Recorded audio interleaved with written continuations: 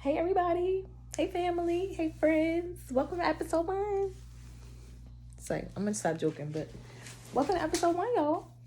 I'm so amped up. I'm so excited to finally chop it up and start our little journey to healing today.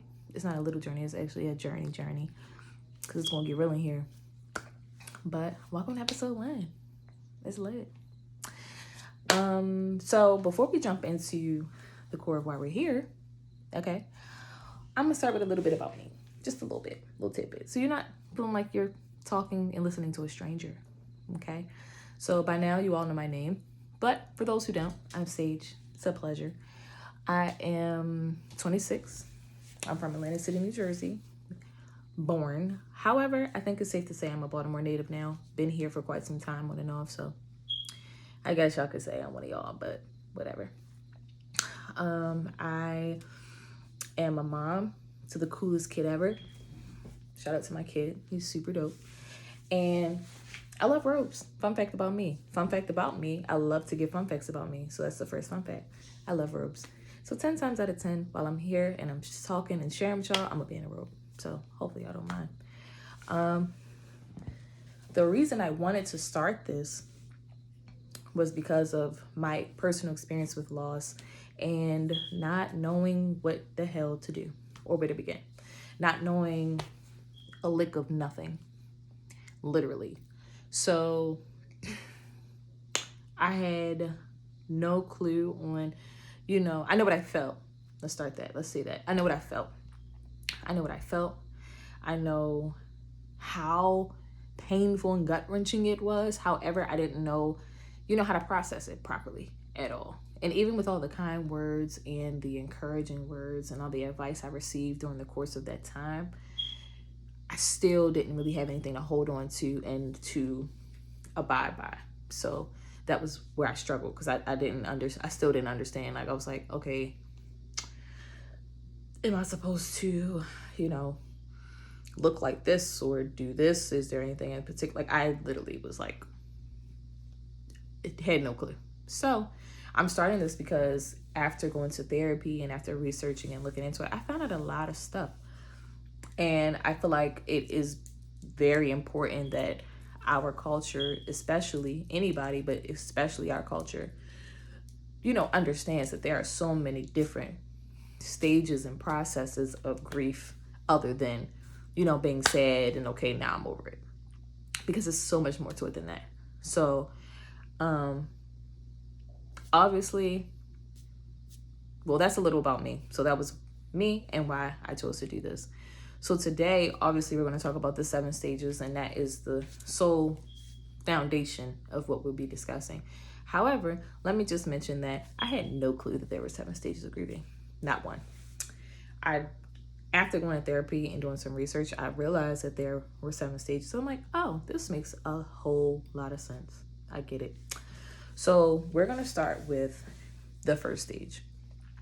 And also, let me sidebar.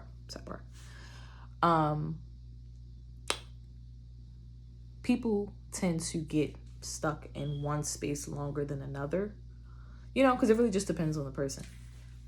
And grief can be in any sort of form. Let's be clear on that as well. It doesn't have to be the death of a person. It could be the loss of a job. It could be the loss of a friendship. It could be anything, literally anything.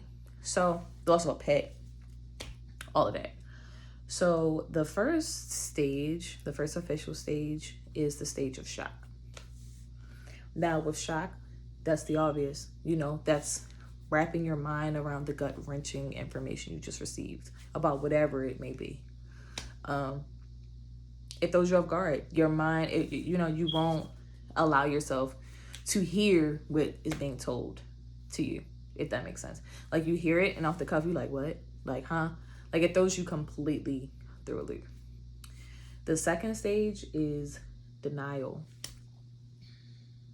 And that is a stage that me personally, I struggle with quite often because it's like the constant replay in your mind of like, no, this is really not happening right now. Like this can't be happening.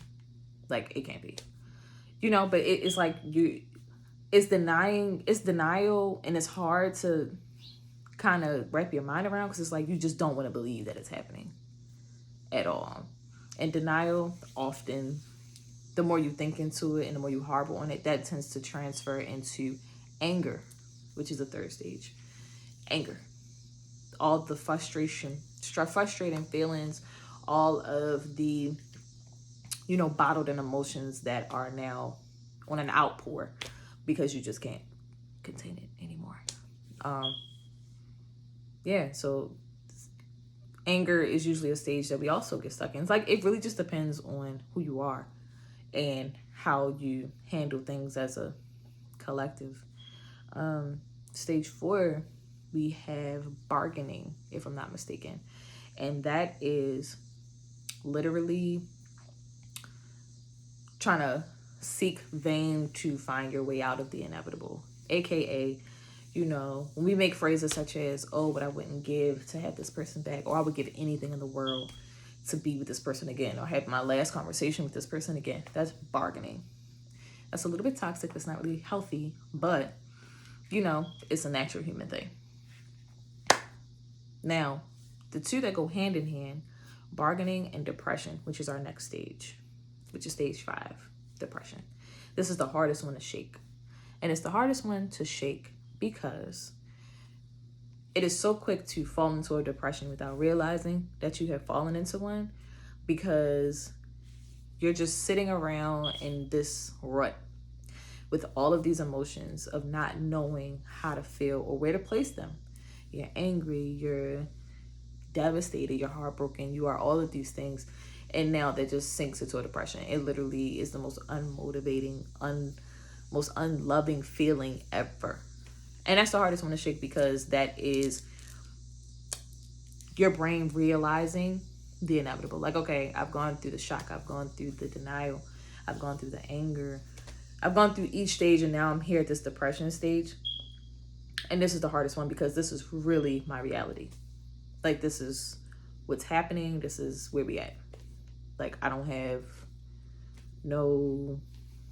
nothing. Like, this is what it is. And that's a very hard pill to swallow.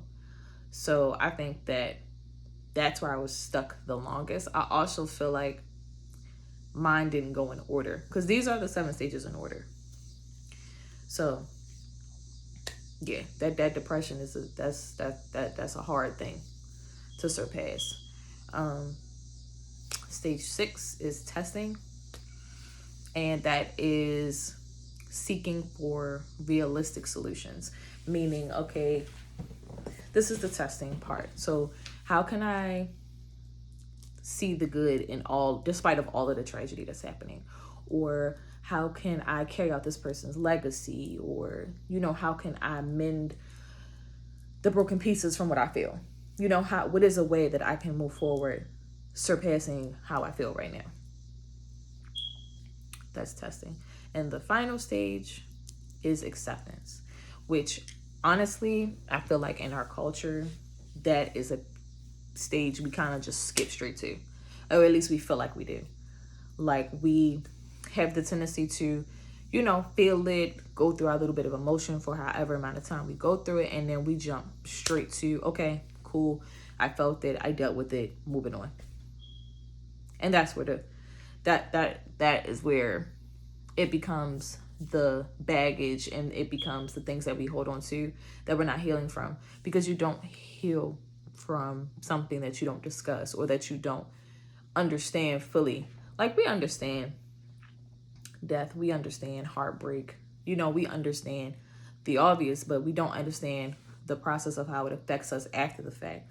We know how we feel, but we also know that we were never properly taught how to deal with certain traumas, or trauma at all, for that matter. Us as a culture, as a people, all we know is trauma. For eons and eons before us, all we know is trauma. And no generation gets better with figuring out how we can change the dynamic of how we deal with traumas at all. I think that it's safe to say that everybody has experienced their fair share of pain or anything like that. And have you really had a conversation of, okay, it's okay to cry. It's okay to feel like this isn't working. Or it's even okay to feel like today I don't want to get out the bed. Because that's a natural thing. It's a natural thing. I think that we are kind of put in a position where we're like, okay, I feel it, I deal with it, but I know that stuff still needs to be done. I still got stuff to do. So I'm going to just go ahead and just push through it. But then that affects how we are all around the board, how we are in our friendships, how we are in our relationships, how we are in our work experiences. You know, it triggers people in different way, but triggers come from it, and it's baggage that's not dealt with. So those relationships that seem toxic or seem hard to get out of, a lot of the reason why they're toxic or hard to get out of is because of past traumas that have morphed into real actual things. So I can't really say, like, I'm trying to give you an example. Like, for me, I'll give you an example for me personally. For me personally, I have this anxiety where, it's really hard for me to separate myself from people. So my friends are very near and dear to my heart. Obviously, my family. Like, I have to know what everybody's doing when they're doing it, if that makes sense. Like, even if something as little as we're all together and it's like, oh, well, let me know when you make it home. If you don't know if you don't let me know when you make it home, I'm pulling up because I'm scared. Like, my brain doesn't function like your normal average brain. Like, my brain moves in a way where it's just very unhuman like where a normal person would think, okay, well, they probably got home and got sidetracked. My brain is thinking, did somebody stop their car on the side of the road? Are they in somebody's trunk? Like, are they kidnapped? Are they in a ditch somewhere? Like, anything. So my brain goes from one extreme to the next. So that's an anxiety I carry from experiencing abandonment or experiencing things like just people just disappearing and never hearing from them ever again. Like, ever. You know, or just that lack of feeling like somebody cared enough to inform me or communicate to me something that's happening or a transition in their life. And stuff like that is really important. As much as people don't think it's important, it's very important. So in the journey that I experienced making this, I discovered a lot about myself. Some good things, some bad. More interesting things than anything. I experienced that I have way more anxieties than I thought I did. I experienced that my fears, the things that I'm the most scared of, I run the farthest away from. And that sounds like a simple thing that you should know about yourself, but I like to trick my own self into thinking like, oh, okay, well, you know, now it's just not the time, or, you know, there's more important things that I can be doing. When in all reality, it's literally a fear. So I literally run the farthest away from this fear that I possibly can so that I don't have to deal with it. But the way the universe works, especially with me, it always redirects me back to the very thing I'm running from. I've discovered that I am a crier like hell. I am a crier. And that's jokingly, because of my personality, my friends know I'm a crybaby naturally. But like, for serious matter, I'm really a crier. Like, sometimes I can't even control my emotions or where to place them. Like, it could be something like, oh, you know, my child says a word to me that I've never heard him say before. Something that small, and it can literally just trigger me, and I'm like, oh my God, I'm a faint. Like, I'm crying. Like, so this journey I've been on with discovering things about myself has been insane. I got advice from a brother of mine. He's now my recruited brother. I brought this idea to him, and this was months earlier. Told him about the idea, told him about why I wanted to do it and why I wanted, what it was about and how I wanted it all laid out. And he told me something that really put a stamp on me doing this, which was take your time. It was take your time because he felt in his spirit that I still had some self-discovering to do, which I didn't realize that's what he was saying to me at the time. But in the process of me taking my time, I have been on a self-discovery. So I've discovered things, I have felt things, I have surpassed things, confronted anxieties head on that I would have never done before. So, you know, it's a very interesting thing. And because it's the first episode, we're not going to dig too deeply into the core of anything because this is episode 1. So this is a very light episode. This is a very informative but still light episode because I did want to just inform on what it is, what the stages are, just to give you something to make you think. I know that, you know, we are living in a very interesting time right now, a very interesting time. We are living in a time of just war and depression and quarantine and pandemics and illnesses and all type of things that have shaken our worlds up to the core. But there's so much to be grateful for. It's so much to be the little things. A wise man once told me, find peace in the little things. Find peace in the little things, literally. So if that means it rains, it's pouring, and you get caught in the rain, look for that rainbow. Find peace that rainbow came after that rain. You know? I ain't trying to get preachy on all, but I'm just saying. Find peace in the little things. I abide by that. That is my life motto at this point. Find peace in the little stuff. I find peace in every single thing, every conversation, every encounter, everything. I was having the craziest anxiety about dropping this first episode. Oh my God, is it going to be edited right? Is it going to be filmed correctly? Is it going to be, you know, any of these things? I was having a whole heart attack. And then I thought to myself, you know what? I'm human. The information that I'm trying to put out and the content in which I'm trying to put out, what I'm trying to do for my people, how I'm trying to heal my people, I'm trying to be the change I want to see, you know? But instead of me worrying about what it looks like, be my authentic self. Be myself, show my personality, get across what I'm trying to say, express what I'm trying to say, and work on the little things later. So this is the authenticity, this is the rawness of episode 1. Hopefully, you know, I gave y'all a little bit of different insight on, you know, something. How about this? I'll take that back. Hopefully, from episode 1, you got a little bit more information on something than you did before you watch episode 1. I totally tend to have all of my friends and all of my loved ones and even some special people come aboard to assist on this journey so that you guys can hear it from many different aspects besides just mine. Because I feel like there are so many different kinds, you know, of grief that people don't discuss. We are the most broken people. So I for sure know for a fact that this is going to be a beautiful experience. And I cannot wait to grow it and expand and, you know, just allow everybody to see everything.